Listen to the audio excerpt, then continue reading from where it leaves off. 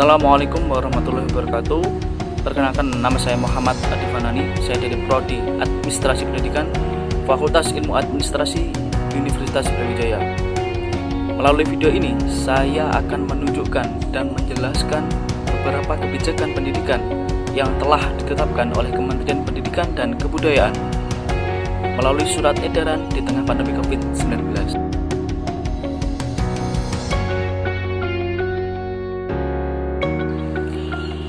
Mengutip dari World Health Organization atau WHO tahun 2020, Coronavirus Disease 19 atau yang disingkat dengan COVID-19 merupakan suatu penyakit menular yang disebabkan oleh jenis coronavirus yang baru ditemukan. Ini merupakan virus baru dan penyakit yang sebelumnya tidak dikenal sebelum terjadi wabah di Wuhan, Tiongkok bulan Desember 2019. Hal itu berdampak bagi setiap negara termasuk Indonesia, baik dari segi ekonomi, kesehatan, dan pendidikan. Pendidikan hal yang sangat penting karena sebagai kawah candera di muka dan sebagai wadah untuk mendidik anak sebagai generasi penerus bangsa. Apa jadinya jika pendidikan ditiadakan sama sekali karena pandemi COVID-19 yang entah kapan akan berakhirnya?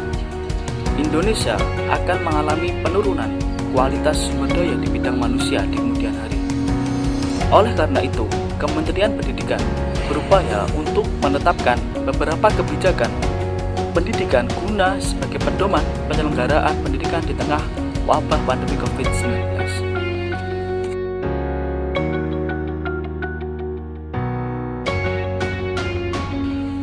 Berikut ini adalah beberapa kebijakan yang telah ditetapkan oleh Kementerian Pendidikan. Yang pertama, pembelajaran dalam jaringan atau yang disebut dengan daring dan bekerja dari rumah atau yang disebut dengan PDR. Kebijakan ini ditetapkan pada tanggal 17 Maret tahun 2020 di Jakarta oleh Menteri Pendidikan yaitu Nadiem Makarim melalui surat edaran dengan nomor 369/MPK-A-HK-2020 yang ditujukan kepada seluruh pimpinan perguruan tinggi negeri maupun swasta, kepala lembaga layanan pendidikan tinggi, kepala dinas pendidikan provinsi, kepala dinas pendidikan kabupaten atau kota, kepala unit pelaksana teknis Kementerian Pendidikan dan Kebudayaan. Kebijakan ini dilakukan dengan tujuan untuk dalam rangka pencegahan penyebaran coronavirus disease atau COVID-19. Kebijakan yang nomor 2 yaitu tertuang dalam surat edaran nomor 2 tahun 2020 yaitu tentang pencegahan dan penanganan coronavirus disease atau COVID-19 di Kementerian Pendidikan dan Kebudayaan. Kebijakan ini telah ditetapkan oleh Menteri Pendidikan dan Kebudayaan yaitu Nadiem Makarim di Jakarta pada tanggal 9 Maret tahun 2020 yang ditujukan kepada pimpinan unit utama, kepala unit pelaksana teknis di Kementerian Pendidikan dan Kebudayaan. Kebijakan ini terdiri dari 9 poin. Isi dari kebijakan secara garis besar berisi tentang himbauan untuk penyediaan fasilitas seperti sarana untuk cuci tangan pakai sabun atau yang disingkat dengan CTPS, kemudian ada alat pembersih sekali pakai atau tisu, kemudian ada hand sanitizer dan penggunaan masker dan pembatasan untuk melakukan perjalanan dinas.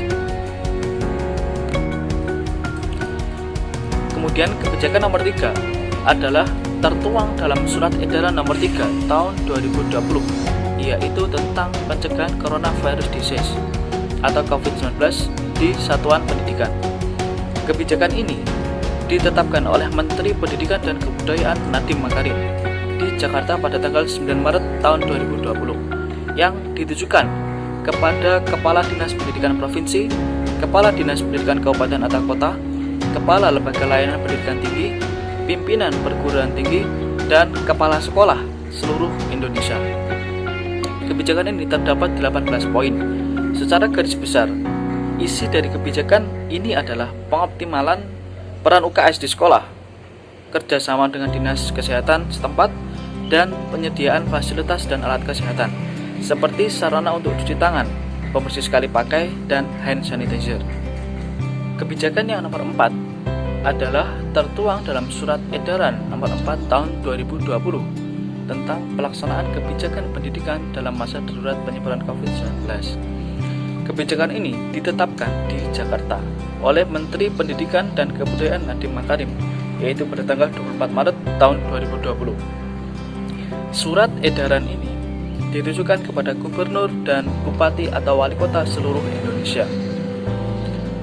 Surat edaran ini berisi tentang pembatalan UN tahun 2020, termasuk uji kompetensi keahlian tahun 2020 bagi sekolah SMK, kemudian ketentuan proses pembelajaran di rumah, ketentuan kelulusan ujian sekolah, ketentuan kenaikan kelas, ketentuan penerimaan peserta didik baru atau PPDB, dan penggunaan dana bantuan operasional sekolah atau bantuan operasional pendidikan.